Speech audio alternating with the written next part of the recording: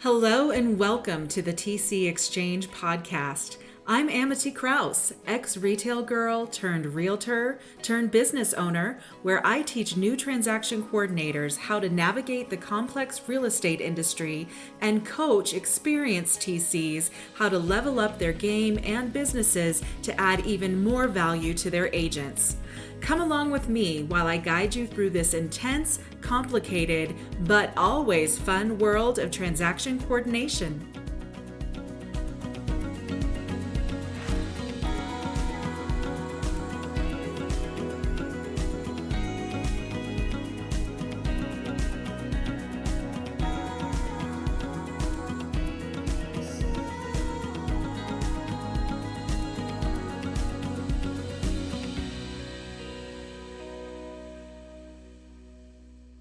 Hey, everybody. Welcome back to the TC Exchange podcast. My name is Amity Kraus, and I am your host.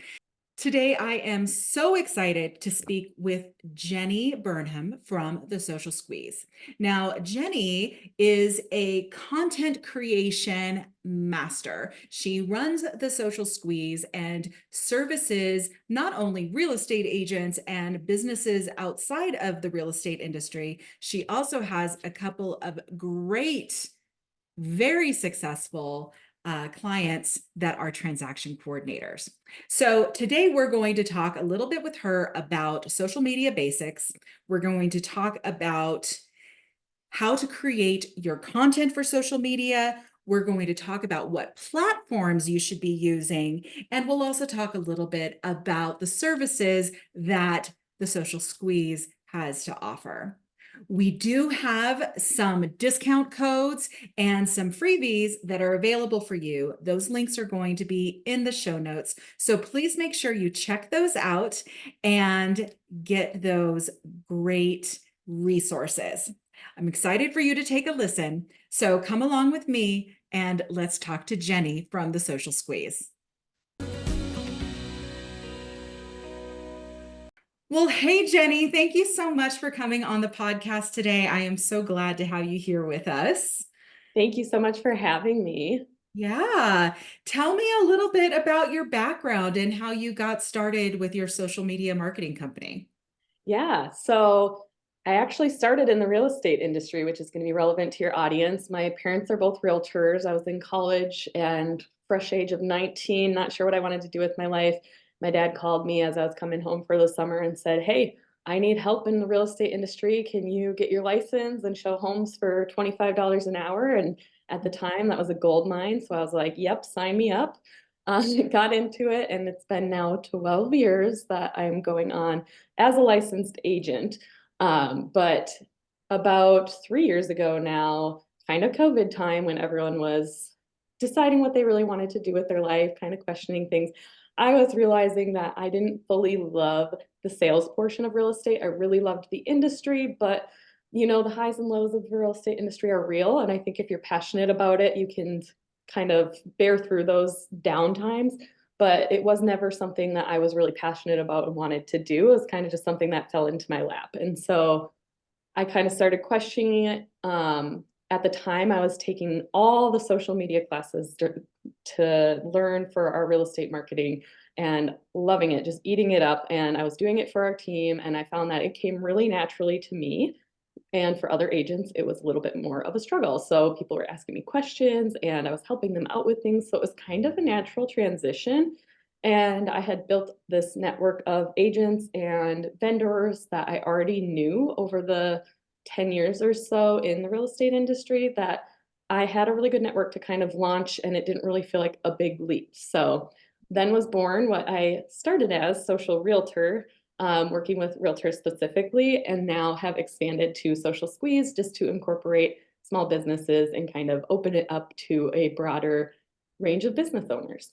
Yeah, well, I love that. And your story is so interesting, and I think it's similar to a lot of real estate agents that get started. They love the idea of real estate in general, but then they find that the actual part of the job The actual job is not what they thought it was going to be, or it's very, very different. You know, that you really do have to be a strong networker, you have to be a strong marketer, you have to have these conversations. This is true for transaction coordinators too, that have started out as real estate agents. And good for you for finding what the thing was that lit you up so that you could move on and provide such a great service, and offer such a great service to the community at large. That's amazing.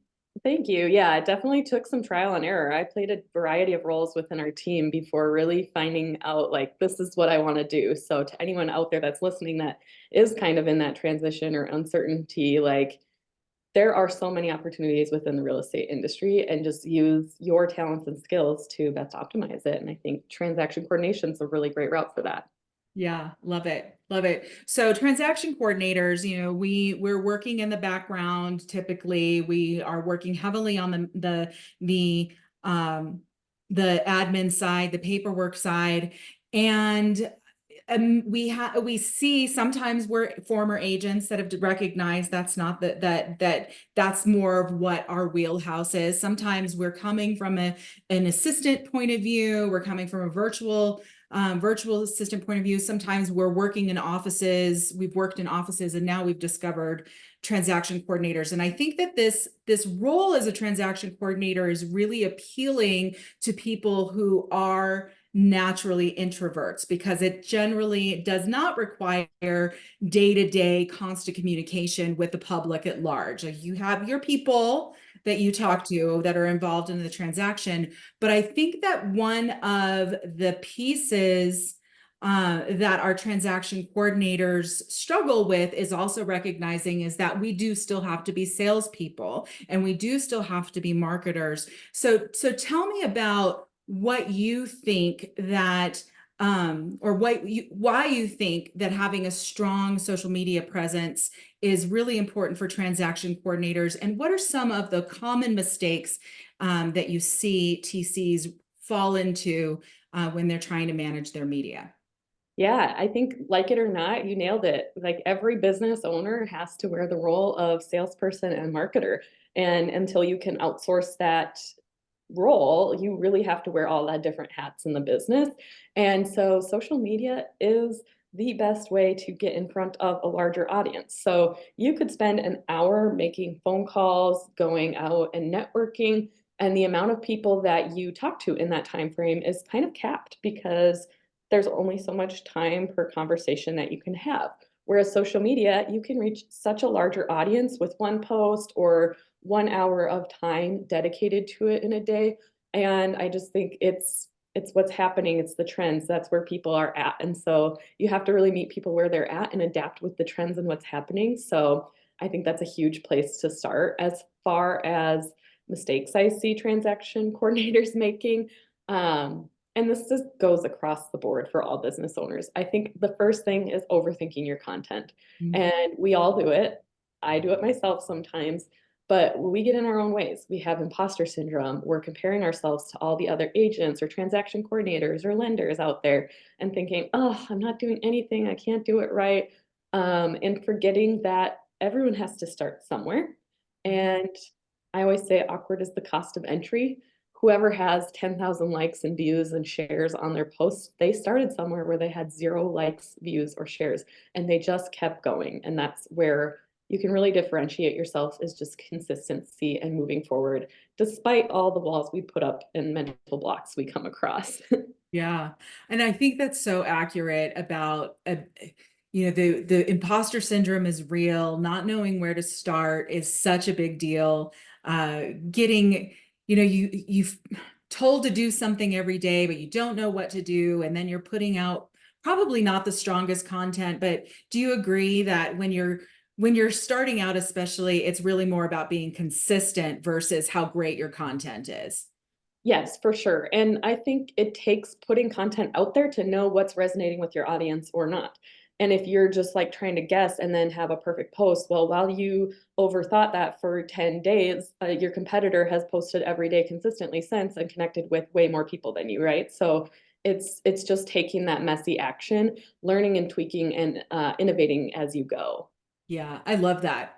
I'm all about do it messy. Yes.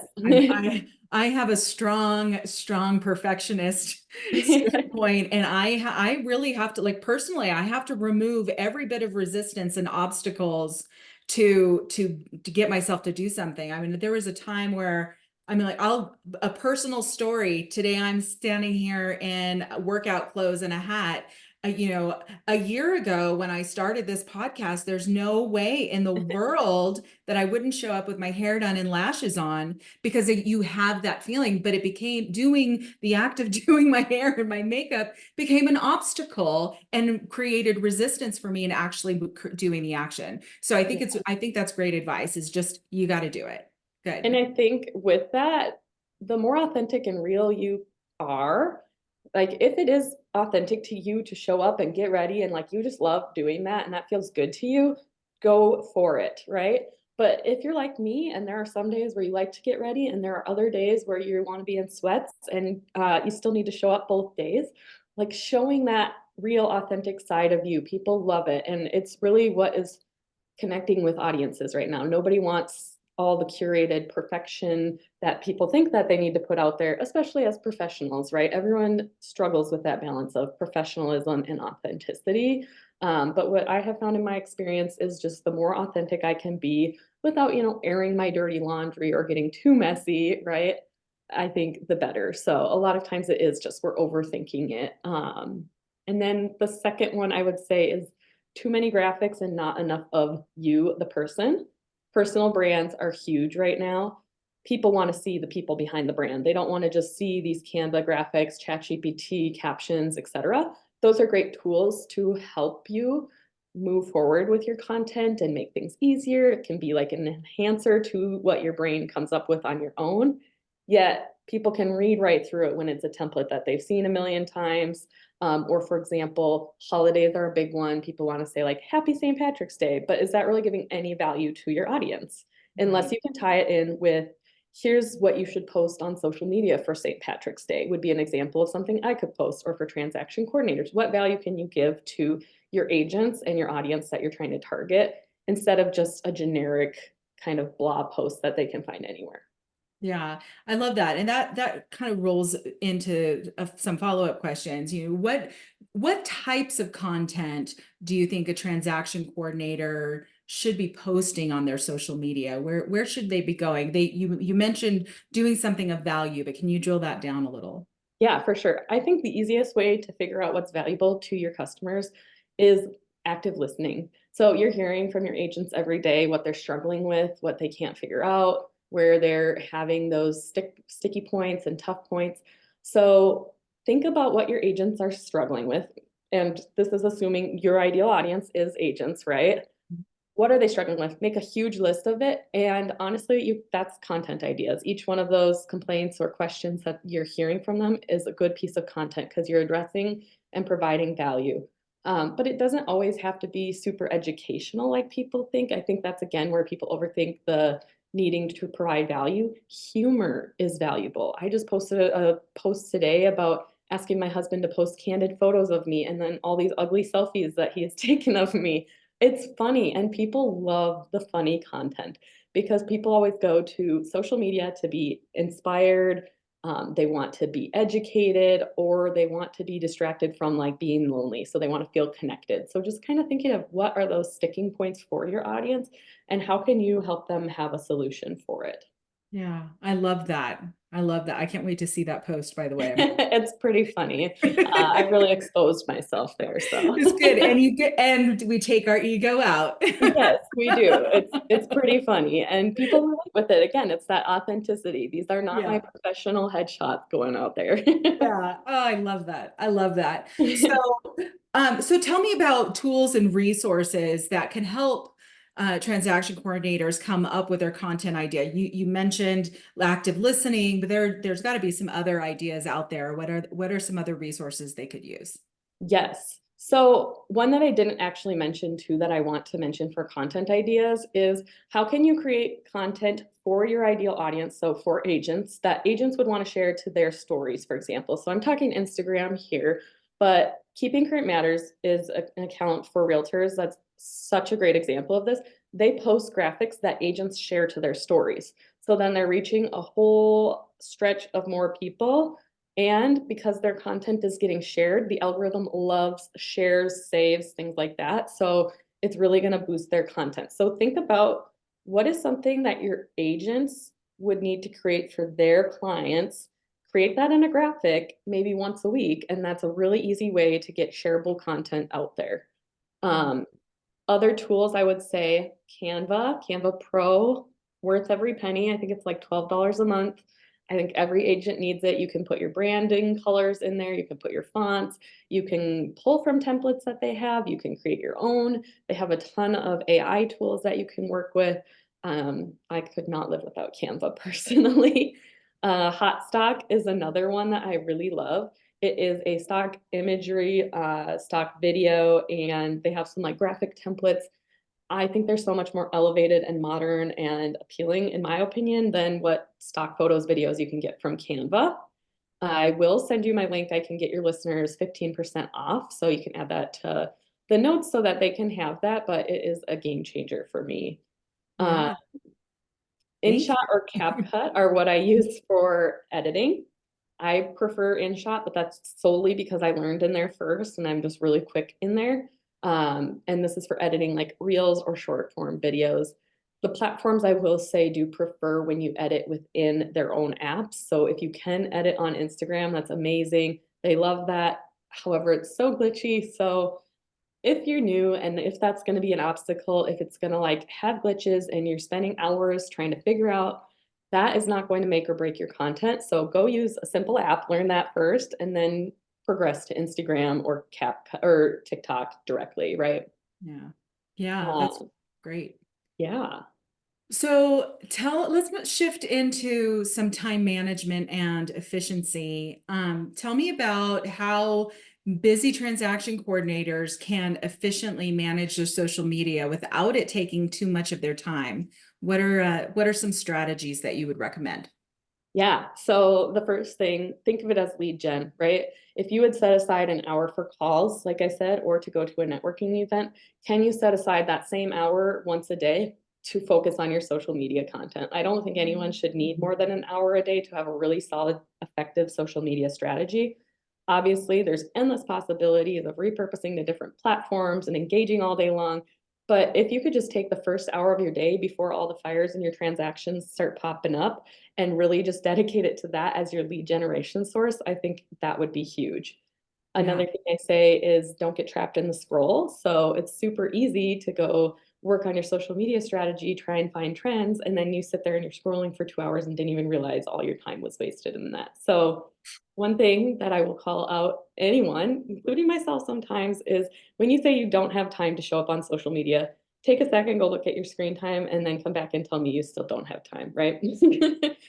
So I was scrolling on social media myself the other night, and I came across this guy that I follow, and he said something along the lines of, "There's just not enough time in the day," and then they're in the bottom, screen time, 11 hours and 23 minutes, you know, Yep. because it's real. It's real. And it's hard. The apps are designed to keep you trapped on there, right? Like, so you are meant to get addicted in there. If you don't set some kind of boundaries for yourself, it's going to be easy to get stuck scrolling. It's not a you problem. It's the algorithm. It's the apps. It's how they're designed. They want to keep you on them. They're really good at it too. Yeah. So setting timers, I have an app called Opal that will like block me if I've been on TikTok or Instagram for too long. I have like 8 p.m. to 8 a.m. I try not to be on social media, so I block those specific apps.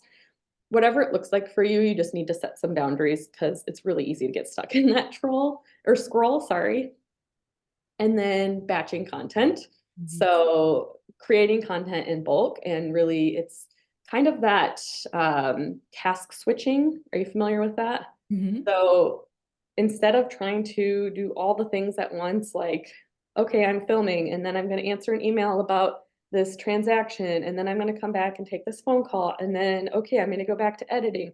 Your brain is task switching too much and it takes way longer to switch from task to task to task than if you can set, again, that hour aside where you're going to really dedicate yourself to social media, the next hour to email marketing, email, whatever you need to do with your clients, admin kind of work. and really focus on one thing at a time. I think that's huge. Yeah, I am a big fan of task batching, and it wasn't until I embraced the idea of task batching that I was able to actually time block. Yeah. I really struggled with the whole time blocking, especially in an admin sort of role where so much of what I'm doing is in response to an email or in response to something happening. How can I block that? I'm only responding during this time. That seems weird. And Yeah. when I grasped task batching, then I was able to avoid the task switching and have my mind be a lot more clear. It's not the multitasking thing that I think a lot of people think of. It's not the superpower that people think it is. No. Yeah. Yeah, I'm Good. with you on that. And I think agents are business owners who also have to learn how to time block. And what I've learned in this business that I love that I didn't get as an agent is that business to business, other business owners get that you need to time block. They get that you need to like set things up a certain way. And as long as you can position those as a way of like, I am doing this for you too. So I dedicate this hour to email so that I know without a doubt any emails that come in get taken care of daily at this time, right? And really making it about them. I dedicate these 2 hours to all my agents so that they can call me during that time and I will be available. So I think knowing that is huge, and it's a benefit that you guys have as transaction coordinators working with agents. They're generally respectful as long as you learn how to set the expectations and communicate it well and establish that mutual relationship and trust. Yeah, and I love that you said it's expectations because that's what it's about. I could take us off on a tangent that we've talked about quite a bit on the podcast about setting expectations with agents and setting boundaries and all of those things. But it's great to hear that recognized. It Yes. makes a difference. Yeah, 100%. Yeah. One other thing I will say to any of the girlies listening that have a cycle, batching your content with your cycle and learning about your time of month that you are most optimized to batch content. This is not talked about enough, but for example, when you're ovulating, you are naturally like biologically more attractive and a better sales person. You're like giving off that aura. I'm not probably saying this in the most scientific way right now. Whereas during your menstrual cycle, you are going to be super low energy and not have a lot of energy. So if you've ever noticed you're like a content machine, you're full of ideas, you're inspired, blah, blah, blah, you can do all this stuff. And a week later, you're like, I don't want to do anything. Yeah. Pay attention to your cycle. That might have a lot to do with it. You are so brilliant. I really appreciate that because it makes sense. We're obviously now here we go. Now we're fully going on a tangent, but we're hearing a lot more about things that are being understood about women's health these days because we're actually looking now at women's health and not women's stuff on men, but whatever. Don't take We me. I'm digress. not going there. I'm not going there. I digress. So I've been hearing a lot about, our women and our um, physical performance and the gym and how we're working out in the gym. And why is it that one week I am able to deadlift 200 pounds, but the following week I can barely do 150 or whatever the swing is.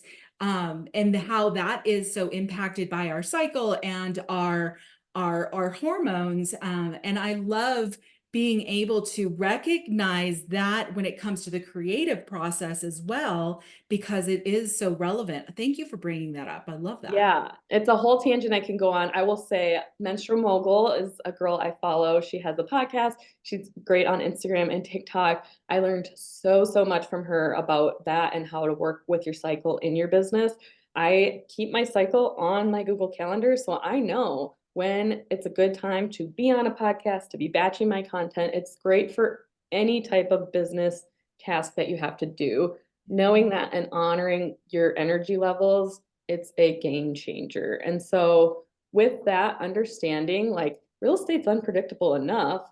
If you're going to try and show up every day and come up with a new idea, not paying attention to how your energy might fluctuate, then you're going to just be kind of setting yourself up to be reactive and be kind of chaotic and running like a chicken with your head cut off. Whereas if you can batch your content in advance, you can really plan to prioritize your social media content at the beginning of your day before all these fires start kicking in and the unpredictability of your day starts kicking in, the better you are going to set yourself up for success.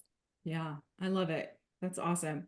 So let's talk about growing your audience. What are some effective ways that a transaction coordinator can grow their social media following? Yeah, collaborations are the most underrated strategy, in my opinion.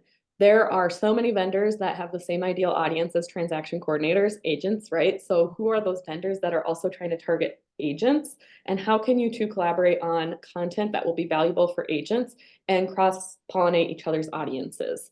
So, collaborations are huge.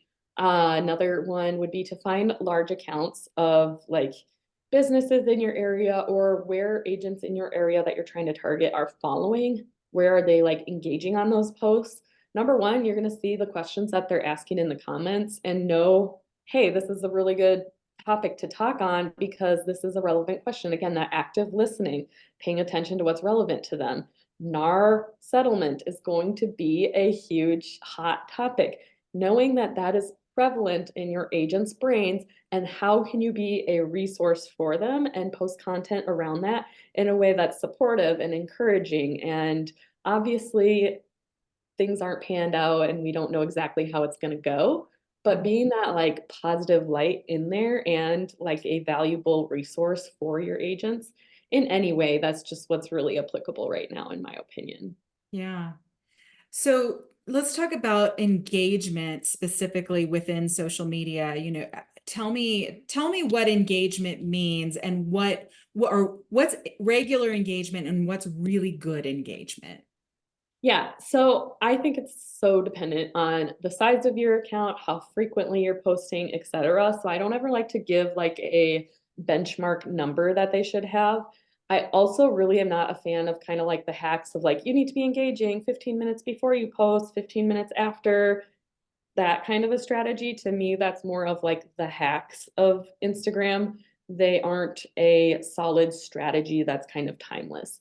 Now, if you're someone who likes that structure and it helps you kind of be consistent with engaging, I don't think it's going to hurt you. But what I do see instead is it hurting agents in a way of like they think that if they post, they absolutely have to engage before and after. Otherwise, it's not going to be worth it. And then if they don't have that time before and after to engage, then they're just going to not post. So that's where I see it kind of hurting them. But Instagram stories are so underrated outbound. So, like, you can post your own Instagram stories and ask for engagement by doing polls, question stickers, asking questions, bringing your audience in and inviting them in to answer and engage with you. But then on the flip side, outbound engagement would be like commenting and engaging on other people's polls and comments and questions in their Instagram stories. And not in a salesy way, but just in a genuine, like, oh, you read this book this month? I read that last month. I loved it. Let's chat about it. And same with like those interactive pieces, polls and questions. If you want people to interact on yours in those ways, you have to go out and do that for other people too. That's how you're going to build that community. It's not just a one-way posting things out there. It's a two-way. Social media is social, right? So kind of think of it like networking. We're Mhm. talking to people, we're having these conversations. They're natural and they flow with what's going on in the relevant post rather than like a forced conversation. Yeah. Yeah. So there's a ton of social media platforms that are out there. Are there any, you mentioned Instagram, are there any that really stand out to you where transaction coordinators should be? Yeah, Instagram is my favorite. I think a lot of agents are on there. I think a lot are still on Facebook, and Facebook can be great, but Facebook isn't really going to get you a big organic reach. Where Facebook is great is for groups and paid advertisements. So, like, you're going to expand your network if you're working in those, and I think they're both super valuable. But for me, Instagram, you can get a lot larger organic reach. TikTok, you also can, but with the potential ban in the US, that's one thing. And the second is just that like not all agents are on there yet. So I think Instagram's kind of that sweet spot in between them. Obviously, all platforms can be beneficial. LinkedIn can be another one. My big thing that I preach is pick one platform, get really good at it, and then grow from there. You can repurpose your content from there across other platforms, but really, I just think focusing on one, doing it really well, and then growing from there. Most people kind of spread themselves too thin trying to learn all the different ones and don't really make an impact in that way. Yeah, it's over the amount of platforms there are it is really overwhelming. I and I'm a Facebook person, but I engage a lot in the Facebook groups, but my content, I am on Instagram and I do send out quite a bit. I barely get on TikTok at all because I'm not good enough at Instagram, I think, yet to to And be that's doing anything in okay. TikTok. That is more than okay. I honestly mostly only work on Instagram myself, and I am okay with that. I do want to expand, but I've gotten plenty of business just from focusing on Instagram alone. And I think, especially if you're newer, like, don't even think about the other platforms. Like, I think it's good to have like a profile set up and have like your bio and photo and maybe like a couple posts just to have a presence on each one in case someone looks you up. But I Mhm. don't think it's important to try and build a community on each one. And in fact, I think you spread yourself too thin if you try to. That's great advice. That's great advice. So, we put in all of this effort and all this energy, time, creating content, engaging with the content. The goal is to get clients, whatever clients means to you, whether it's a buyer or a seller for a real estate agent, or if it's a brokerage or a new agent, if you're a transaction coordinator. Tell me about how you can measure your success with what you're doing on social media. Yeah. So the biggest thing I find is that people tend to focus on followers and virality and tend to be the vanity metrics. So you don't necessarily want to go viral. It can actually hurt you more than help you, which people don't really understand. But say I am a transaction coordinator in the state of Minnesota and I post something that goes viral across the nation, maybe even a couple other countries, and then I get all these followers who aren't realtors and aren't in my local area that I can even service. Well, now I have a large audience that's not engaged in the rest of my content. They came for that one post and that's it. And really, it's better to have a smaller engaged audience than a large disengaged audience, right? Just think of Yeah. it like being in a room with 10 people that's really engaged in what you're saying. It's a small group, it's really intimate versus being a speaker in an auditorium of thousands of people. Like, there's no way you can connect with each person, and not everyone's going to be fully engaged or fully listening to what you're saying. So, focusing more on what are your overarching goals. So, do you want to get more agents to come in? Do you want to get on podcast episodes? Do you want speaking engagements? Do you want to maybe get on different like networking groups? What are those bigger goals? And you can kind of set your metrics from there. And things to focus on are the bigger picture metrics rather than each individual post. Often what I see is people put so much pressure on each post that if one flops, they get really discouraged and think, I suck at social media. I'm throwing in the towel and I'm never doing a post again. Where if they really just like took a step back and saw a month's worth of content, they could see that they probably grew. They probably got a lot more engagement. And it's the bigger picture, not the each individual post. Yeah. Good. That helpful. So tell me about what are some of the biggest challenges you see that transaction coordinators could face in social media, and how can they overcome those challenges? Yeah. So this is one of the biggest things I've learned over the last year that I think will probably change anyone's perspective. Our brains are not hardwired to show up on social media. Technology in general is new to our biological beings, right? And we perceive any change or anything new as a threat to our existence, and we get into fight or flight survival mode. So our brain does not know the difference between a real or perceived threat. Posting on social media feels like we're in survival mode, fight or flight, right? And so learning that you can post and you survived and rewiring your brain to remember, oh, I didn't die from that. I'm not getting chased by a tiger every time I post. We want to feel connected. We want to be a part of a tribe. We don't want that rejection. So understanding how to exposure therapy your brain out of that fear that stops us from posting. Does that make sense? Yeah. Yeah. That's great. All right. So, you have the Social Squeeze, which is a great, great program, and you've got some interesting things going on. Tell us a little bit about your membership program and the other services that you provide.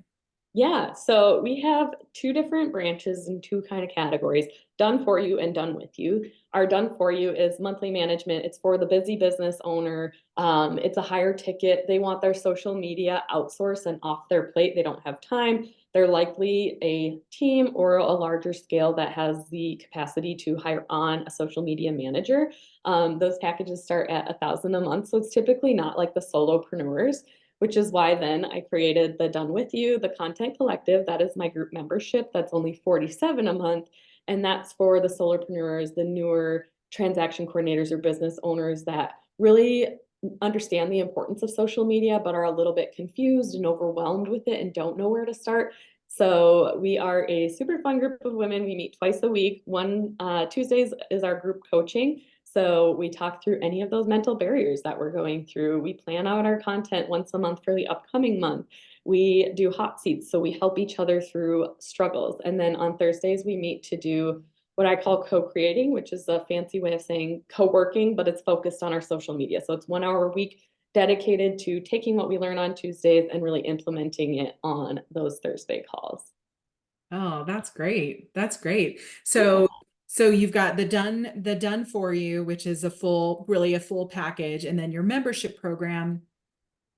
Tell us, do you offer discovery calls and things like that so our audience could go and learn some more about which service could work the best for them? Yes, absolutely. I think if you're not sure, check out my Instagram. I think you'll kind of get a good feel from there. My website, I will say, is under construction, so it's a little wonky right now. If you have questions that you can't get answered on my Instagram, check it out there. I do also do discovery calls. Those tend to be more people interested in the done for you monthly than those looking to join the content collective, but I'm more than happy to kind of walk through any questions that someone might have if they wanted to join the membership too. I love it. I love it. So I know you're going to have some success stories. Tell us about some of the people that you've worked with and how things have changed for them. Yeah. So within my content collective, Ashley was just on your podcast here with Transaction Exchange. She is one of my favorite success stories. I just was listening back to one of our very first calls, and she came on, and she is okay with me saying this, so just disclaimer there. She was like, I am just lost. I am so inconsistent. I don't know what to post on my business account. I just like, I'm not consistent on there. I'll post stuff on my personal, but I don't really know what I'm doing. And I think she shared this on your podcast, but she has not stopped posting consistently Monday through Friday since she's joined the Content Collective. She's grown her account to over 1,000 followers. She's gotten multiple podcast opportunities. She's gotten some clients from her social media. And like my favorite part, the music to my ears, is that she said, the more consistent I am, the less personally I take my posts. So I love that. And she said she has so much fun doing it, which is, again, the music to my ears, because it's our job to be here, but like we want to have fun in what we're doing too, right? And I think that content creation can be so fun if we shift our perspective. And that's something I'm really passionate about helping women understand and be able to implement, because we do have to wear those hats sometimes. And we have our own business to have the freedom and the fun, right? We don't have it to be bogged down by things we hate. So even the things that we hate, how can we kind of romanticize them, I say, and make them more fun? Yeah. And I love that. Ashley she connected us, and I loved learning about your business from her and talking with you. And if you have not heard Ashley's episode of the TC Exchange podcast, I believe it is episode number 31. And she has a great story. So definitely take a listen. Yes, she's amazing. It was awesome. All right. So where can our listeners learn more and find you? Yeah, I would say at socialsqueeze.co is my Instagram. All the links you might need are in my bio. I kind of have an overview of my services and such in my pin posts. And again, website is under construction, or I'd lead you there. But um, everything you should need is there, and you can always message me if you have any other questions. I love it. I love it. All right. Before I let you go, do you have any final tips or advice for transaction coordinators looking to improve their social media presence? Yeah, I think it can be really discouraging when you first start out on social media and you aren't getting a lot of engagement.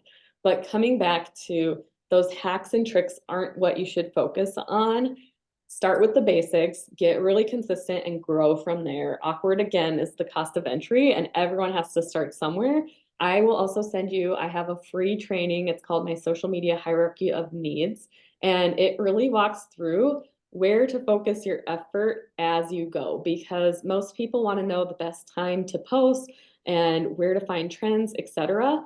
But those are things that you do to really optimize your content. There are so much more foundational pieces that you should start with that are going to get you a lot further faster towards your goals. Yeah. Oh, I love that. I need to check that out. Yeah, you Yeah, do. awesome. Oh, well, thank you so much, Jenny. I had a great time with you today. I'm so grateful that you were able to come on to the podcast today. It was really fun.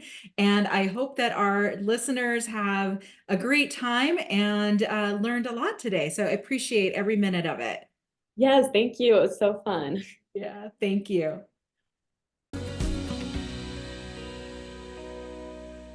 Wow, you guys, I had a great time talking with Jenny today. She was a ton of fun, so smart about social media, and I learned some things that I had not known before.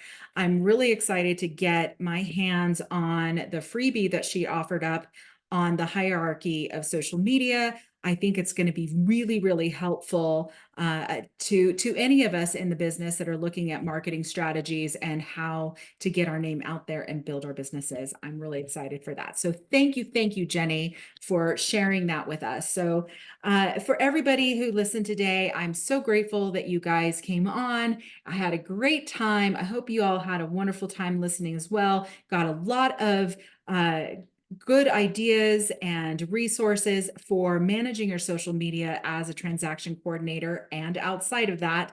And as usual, please make sure that you drop a like and follow our podcast. Thank you so much for everything. I hope you all have a great day. Bye for now. And that wraps up another episode of the TC Exchange podcast. Thank you so much for joining me and being a part of this incredible journey through the world of transaction coordination. Remember, every challenge is an opportunity to learn, and together, we're setting the compass to true north. If you want to dive deeper into the world of TCs or simply connect with our growing community, follow us on Instagram at TrueNorthTCT. For exclusive content, insights, and engaging discussions, be sure to join our Facebook group, the TC Exchange. And for resources, courses, and a treasure trove of knowledge, check out our website at truenorthtransactionservices.com. Keep the conversations going, share your insights, and until next time, keep your compass pointing true north. See you soon.